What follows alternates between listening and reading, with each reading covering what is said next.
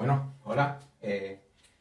A mí me ha tocado hablar acerca de la gran persecución y el triunfo final. Bien, yo como no puedo estar hoy, pues me saqué de la manga un vídeo. Entonces, empecemos. A fines del siglo III, el emperador del Imperio Romano, que era en ese momento Diocleciano, este hombre instauró una tetrarquía dentro del imperio. O sea que había 4 gobernantes. Los 2 principales, pues eran los Augustos. Era su título, ¿vale?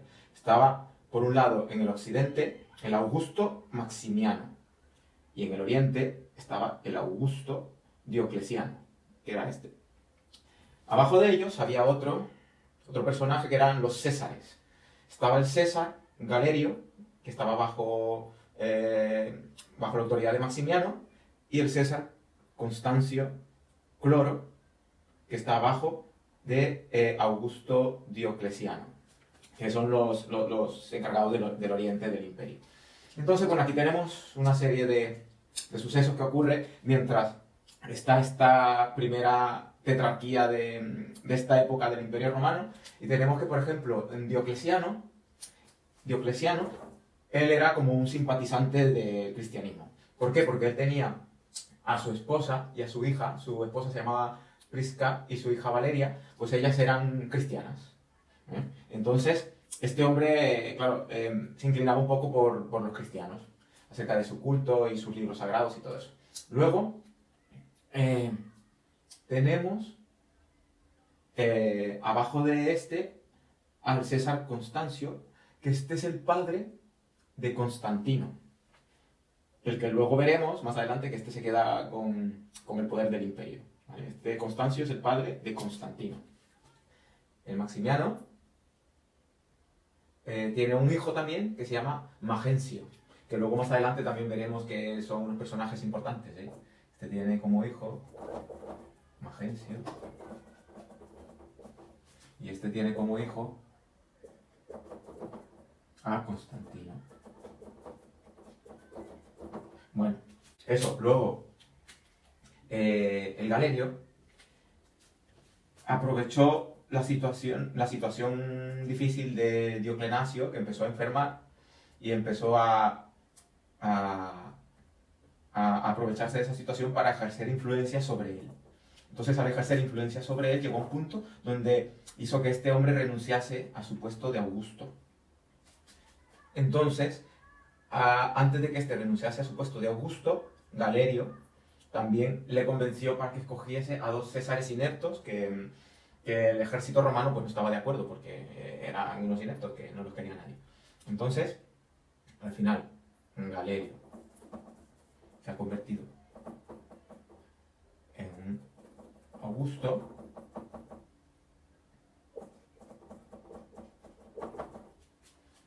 quitando a Diocleciano. También Galerio influenció a Maximiano para que se retirase. Y cuando este se retiró, también el Constancio Cloro se vino aquí, el Constancio. Constancio vino a convertirse también en un Augusto. Entonces teníamos a Augusto Galerio, Augusto Constancio. Luego, por influencia de Galerio, fueron instaurados como los Césares, un par de compinches que tenía él, que estaban de acuerdo con su locura de la persecución a los cristianos. Entonces son instalados como Césares, Severo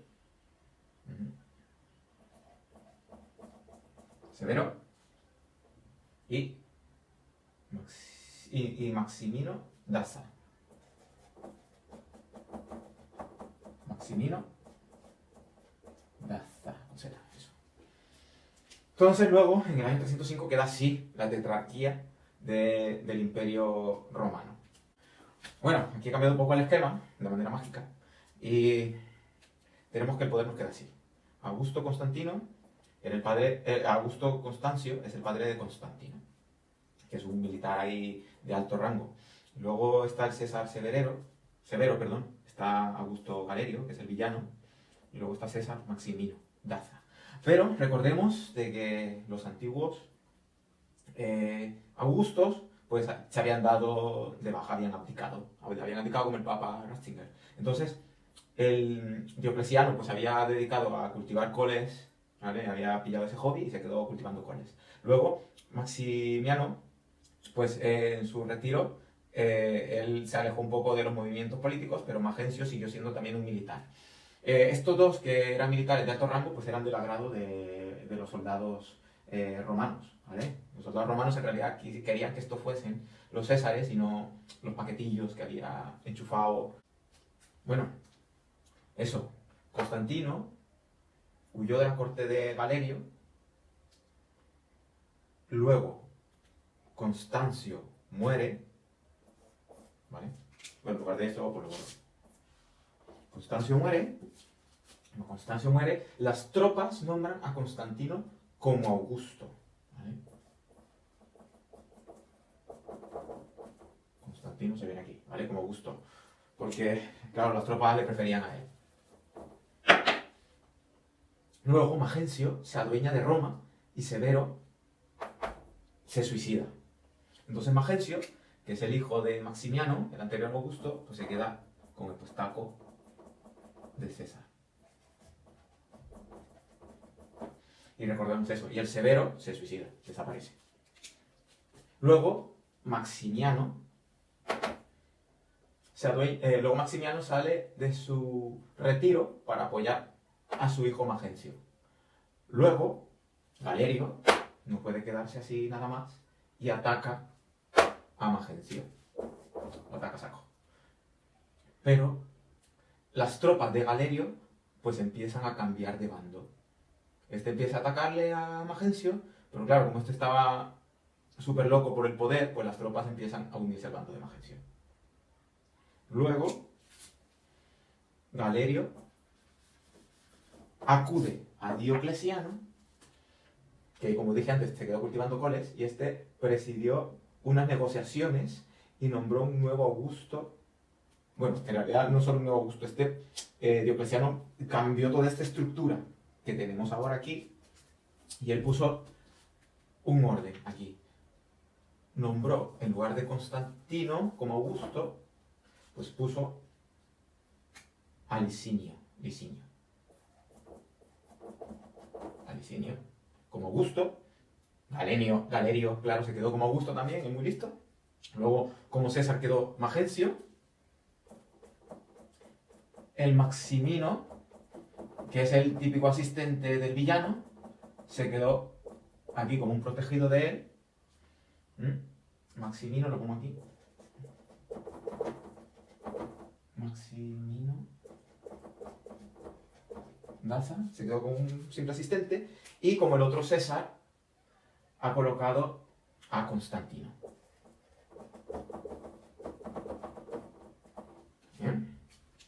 Bien, luego que tenemos esta tetrarquía aquí establecida, empiezan a ocurrir muchas cosas. Galerio pues sigue atacando cada vez que puede. Este tío empieza a atacar a los cristianos, a ponerlos a adorar dioses, a romper sus libros sagrados. Maximino Daza pues sigue sus mismos pasos, y hasta incluso él incorpora también algunos métodos de tortura que se nombran en el libro, si eso luego lo echáis un ojillo, y eso, empiezan a atacar a saco a los pobres cristianos. Luego Constantino refuerza su posición militar en Galias, que Galias es mayormente la región que ahora conocemos como Francia, y en Gran Bretaña también. Y desde allí empieza a planear como el momento para hacerse del poder del imperio. Luego Constantino y Magencio, que están aquí como césares, tenían constantes roces políticos con Galerio, que seguía con sus locuras. Luego, el 30 de abril, ¿vale? Escribiré por aquí la fecha. El 30 de abril del 311, del año 311, Galerio está súper enfermo, a punto de morir, y promulgó un edicto súper famoso. El edicto se llama Edicto de Tolerancia, ¿vale? Edicto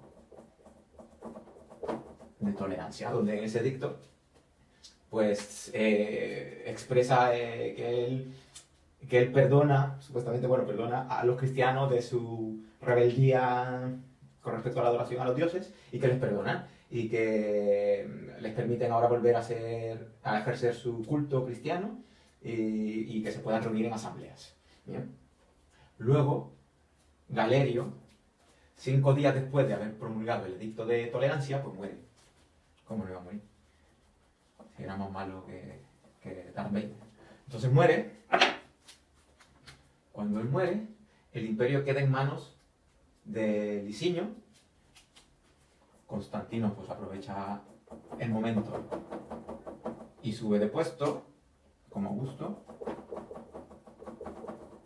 Y el sinvergüenza del Maximino, pues se viene aquí.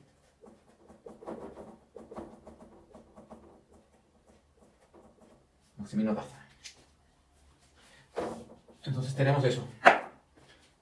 Nos queda así la teletarquía por ese pequeño momento, que esta teletarquía está a punto de romperse. Entonces, por el momento nos queda así. Estos 4 son los que quedan gobernando. Luego, entre ellos mismos también empiezan a haber conspiraciones, en plan, ¿a quién matamos? ¿De quién nos deshacemos?